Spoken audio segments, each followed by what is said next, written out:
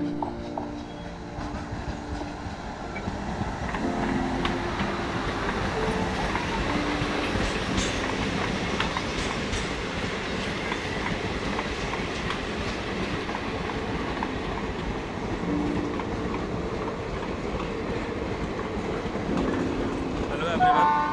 Sumedh Misra and as by profession I'm advocate। आज मैं बनगाई railway station पर हूँ और जबकि मैं इस रेलवे स्टेशन पर आया हूँ तो मुझे ऐसा लगता है कि कुछ ज़रूरी चीज़ें हैं जो मुझे आपको बतानी चाहिए।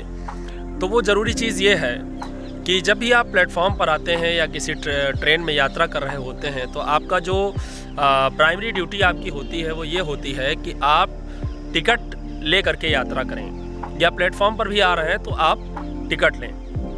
अब कभी कभी ऐसा होता है कि आप टिकट नहीं लिए रहते हैं और रेलवे एडमिनिस्ट्रेशन के द्वारा आपको पकड़ लिया जाता है या आपसे टिकट की डिमांड की जाती है, जो कि रेलवे एक्ट 1989 के सेक्शन 54 और 55 में बाकायदा लिखित है। तो आपको उस समय पे अपने टिकट को रिप्रेजेंट करना होता है। लेकिन अगर आप अपने टिकट को नहीं लिए हुए हैं या आपने टिकट नहीं परचेज़ किया हुआ है तो क्या साइड इफ़ेक्ट आपको हो सकते हैं। तो जहाँ तक बात है प्लेटफॉर्म टिकट की, अगर आपने प्लेटफॉर्म टिकट नहीं ले रखा है तो आपसे फ़ाइन जमा कराया जा सकता है 250 रुपये। और यहाँ तक कि ये भी हो सकता है कि लास्ट टाइम जो गाड़ी वहाँ से छूटी होगी या जो चली होगी लास्ट टाइम पर, जिस टाइम पर आपको पकड़ा जाता है, उसके पहले जो गाड़ी वहाँ से निकली होगी वो गाड़ी जहाँ से बन के चली होगी और जिस स्टेशन पर आपको पकड़ा गया है वहाँ तक का जो फेयर है वो आपसे लिया जा सकता है विद चार्ज के साथ। एक तो हो गई ये बात। दूसरी बात, जब आप ट्रेन में यात्रा करते हैं और बिना टिकट के यात्रा करते हुए आप पकड़े जाते हैं, टीसी आपसे टिकट मांगता है, आप टिकट उसको नहीं देते हैं, तो आपके पास दो ऑप्शन है। पहला तो ये कि मर्सी के बिहाफ पर हो सकता है कि टीसी आपको छोड़ दे। भाई वो भी अपने जीवन में छात्र रहा होगा या कभी ऐसी परिस्थिति बिफोर टीसी, जब वो कभी जीवन में ऐसा रहा होगा जब वो इस नौकरी में नहीं रहा होगा और उसे भी अपना दिन याद आ जाए कि कभी कभी मैं भी बिना टिकट के ऐसे ही यात्रा करता था। तो एक बात तो ये हो सकती है कि हो सकता है कि वो आपको छोड़ दे। दूसरी बात जो हो सकती है वो ये है कि वो आपको अंडर सेक्शन 137 और 138 में रेलवे एक्ट 1989 में आपका चालान कर दे और आपको आरपीएफ को हैंड ओवर कर दे।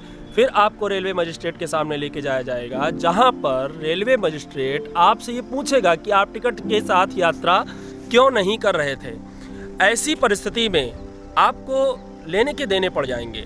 पहली चीज़ तो ये होगी कि आप से वो गाड़ी जहाँ से बन के चली थी ये कंसीडर किया जाएगा कि आपने वहाँ से ही यात्रा करना प्रारंभ किया है, तो आपसे उसका चार्ज लिया जाएगा और आपसे 1000 रुपये का फ़ाइन लिया जाएगा। अगर रेलवे मजिस्ट्रेट के जजमेंट में कोई विशेष कारणों का उल्लेख नहीं है तो फ़ाइन 500 रुपये से कम नहीं होगा। और ऐसी परिस्थिति में आपको एक एडवोकेट को असिस्ट करना पड़ सकता है। आप एडवोकेट की सहायता लेंगे, कुछ पेपर्स भरे जाएंगे और उसके बाद सपोज डैट आपको बेल भी मिल जाती है तो आपको ज़्यादा नुकसान उठाना पड़ सकता है। आपको एडवोकेट को चार्ज देना पड़ेगा, पेपर्स का चार्ज देना पड़ेगा, प्लस आपका 1-2 दिन का समय जाया होगा वो अलग से।